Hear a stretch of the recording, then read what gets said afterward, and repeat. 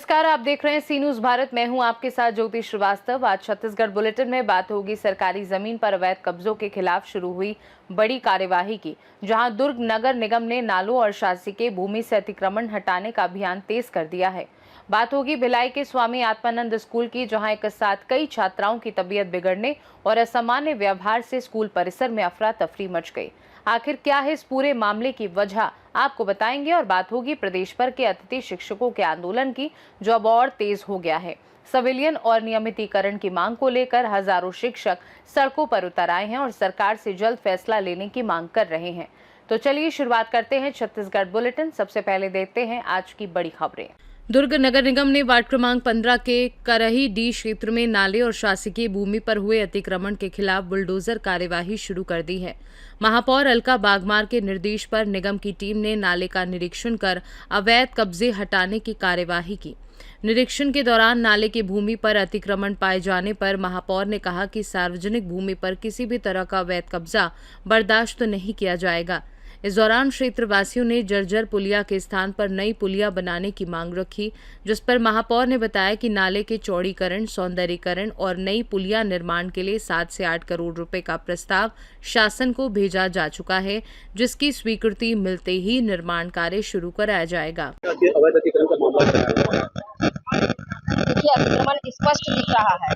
जो एक पाइप है उसको पूरी तरह से बंद कर दिया गया है और उसको तत्काल अभी गाड़ी आगे में जिसकी आगे है उसको अतिक्रमण को हटाया जाएगा। प्लस जो नाले के ऊपर जितना अतिक्रमण किया गया है और साइड में जो कंस्ट्रक्शन चल रहा है उसका सीमांकन किया जाएगा कि नाले का जमीन कितना है और वो कहाँ तक अतिक्रमण किया है। ये शासकीय जमीन भी है जो अतिक्रमण का है, क्या उसको हटाया जाएगा? बिल्कुल हटाया जाएगा उसको। उसी विषय पे चर्चा कर रहे हैं। उसका प्रस्ताव बनाने के लिए बोल दिए अधिकारी को। प्रस्ताव बनेगा, ऐसा पास होगा, उसके बाद काम देखिए, नाला में जिस तरह से अपने बाड़ी में जाने के लिए कोई व्यक्ति है उसमें पाट करके नाला का जो निकासी होता है उसको पूरा पाट दिया है। अभी हमारे माननीय महापौर जी अलका बागमार जी आए थे अपने पूरा टीम के साथ, अभी आदेश करके गए हैं कि ये जो अतिक्रमण करके नाला अपने नाली में जो बाड़ी में जाने के लिए अतिक्रमण किया है उसको तत्काल खुलवाया जाए और वहाँ के जगह को सीमांकन करने के लिए निर्देश किए हैं।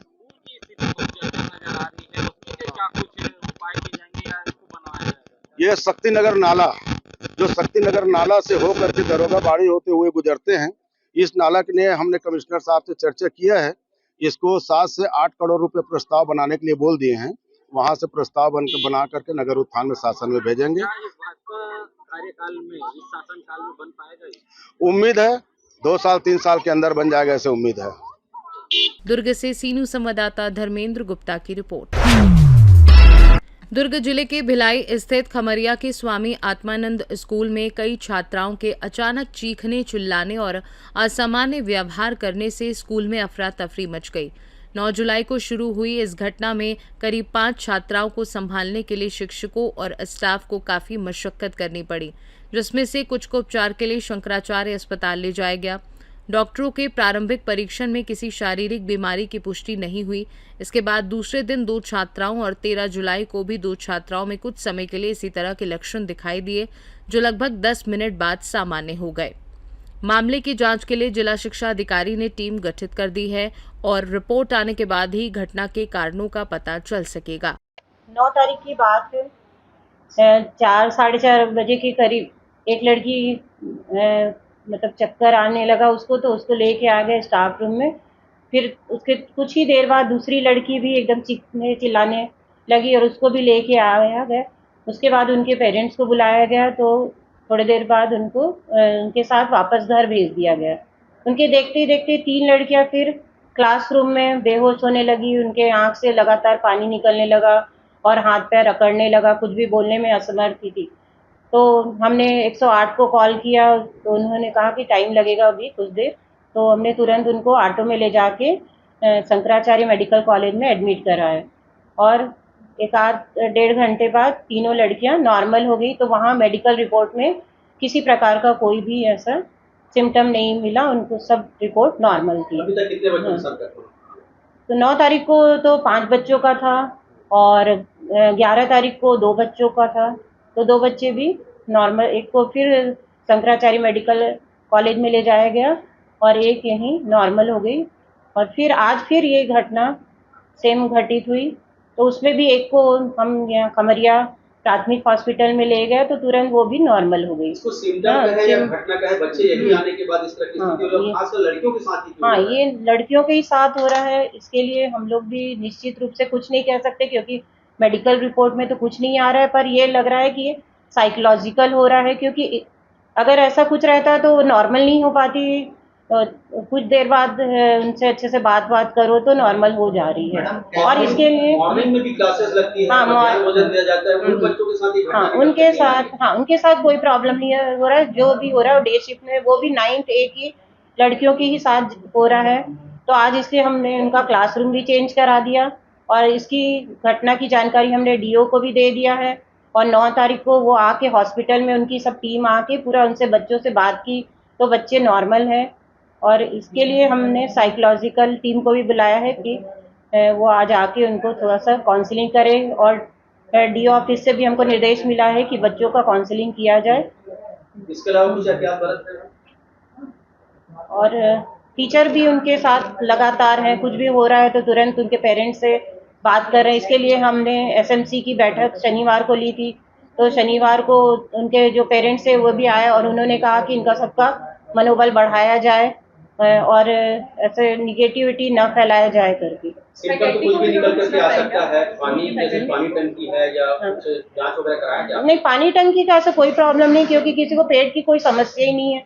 सबको मतलब मेंटली थोड़ा सा उनको जो सिर भारी वही लगता है। स्कूल की फैकल्टी को कोई प्रॉब्लम नहीं, फैकल्टी से किसी को भी प्रॉब्लम नहीं है ना, हमको कोई बच्चों से भी प्रॉब्लम नहीं है। सब रेगुलर पढ़ाई चल रहा है। फैकल्टी को कोई नेगेटिविटी लगी स्कूल में? नहीं, कुछ किसी को नहीं हुआ। हम लोग तो लगातार यहाँ ले रहे हैं क्लास। नाम पर मैं श्रीमती सुनीता दीवान, प्रिंसिपल सेजेस खमरिया। दुर्ग से सी न्यूज संवाददाता धर्मेंद्र गुप्ता की रिपोर्ट।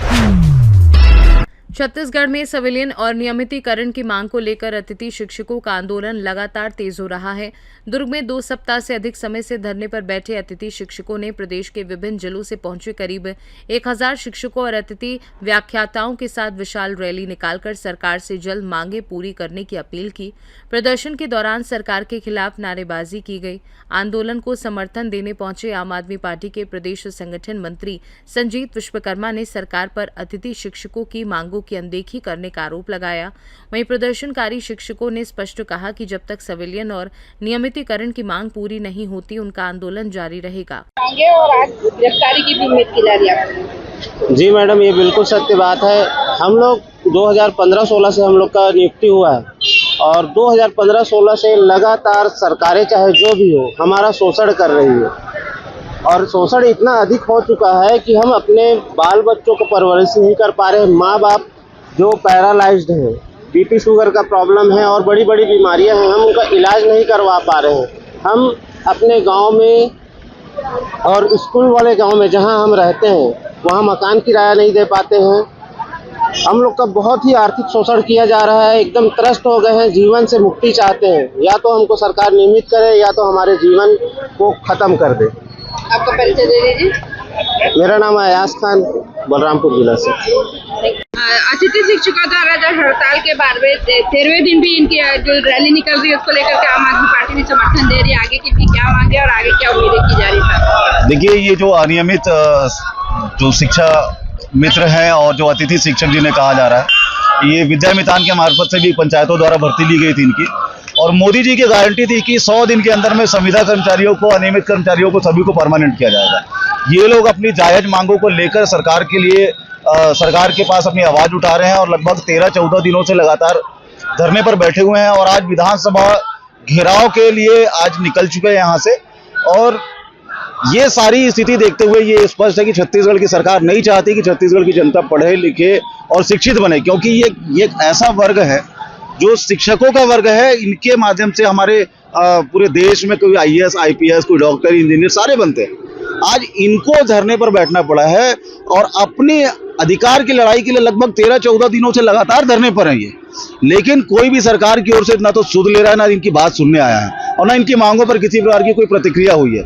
लेकिन ये सारी चीजों को देखते हुए कि आम आदमी पार्टी इनके साथ क्यों खड़ी है, इसके पीछे का कारण यह है कि आम आदमी पार्टी शिक्षा के क्षेत्र में और शिक्षकों के लिए बहुत बेहतर प्रयास करती है। और पंजाब में हमने करके दिखाया, सारे अनियमित शिक्षकों को परमानेंट किया, दिल्ली में हमने किया, और अब इस छत्तीसगढ़ में जो इस प्रकार से शिक्षक लगातार धरने पर बैठे हुए, इनके साथ में आम आदमी पार्टी खड़ी है, कंधे से कंधे मिलाकर इनके साथ है।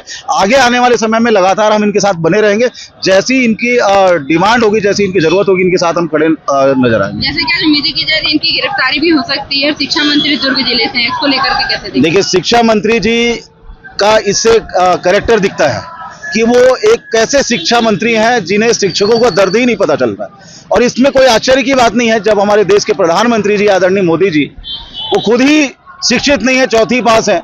हमारे प्रदेश के विष्णुदेव साय जी, उनको किसी प्रकार का कोई शिक्षकों से कोई हमदर्दी नहीं है। तो फिर ये कोई आश्चर्य की बात नहीं कि शिक्षा मंत्री ऐसा व्यवहार इनके साथ गिरफ्तारी करवाने वाला करे, तो फिर ये कोई आश्चर्य की बात नहीं होगी। लेकिन मेरा तो ये कहना है, इनकी जायज मांगों को मान लेना चाहिए और तत्काल इनको परमानेंट करते हुए इनके हक एवं अधिकार को इनको दिया जाना चाहिए। दुर्ग से सीनू संवाददाता धर्मेंद्र गुप्ता की रिपोर्ट। दुर्ग नगर निगम के वार्ड क्रमांक 18 के पार्षद और लोक निर्माण विभाग प्रभारी देवनारायण चंद्राकर का जन्मदिन धूमधाम से मनाया गया। दिन की शुरुआत उन्होंने गौ सेवा और मंदिरों में पूजा अर्चना के साथ की। इसके बाद उन्होंने क्षेत्र में चल रहे विकास कार्यों का निरीक्षण किया। नगर निगम में महापौर अलका बागमार, पार्षदों और जनप्रतिनिधियों ने उन्हें शुभकामनाएं दी। शाम को वार्ड 18 में ढोल नगाड़ों और आतिशबाजी के साथ स्वागत रैली निकाली गई, जिसमें बड़ी संख्या में लोग शामिल हुए। मानस भवन में आयोजित कार्यक्रम में देवनारायण चंद्राकर ने केक काटकर समर्थकों और वार्ड वासियों का आभार जताया। उन्होंने कहा कि जनता का स्नेह ही उनकी सबसे बड़ी ताकत है और वे आगे भी विकास व जनसेवा के लिए समर्पित रहेंगे। दुर्ग से सीनू संवाददाता धर्मेंद्र गुप्ता की रिपोर्ट। छत्तीसगढ़ बुलेटिन में फिलहाल के लिए इतना ही। देश दुनिया की बाकी खबरों को जानने के लिए आप देखते रहिए सी न्यूज़ भारत।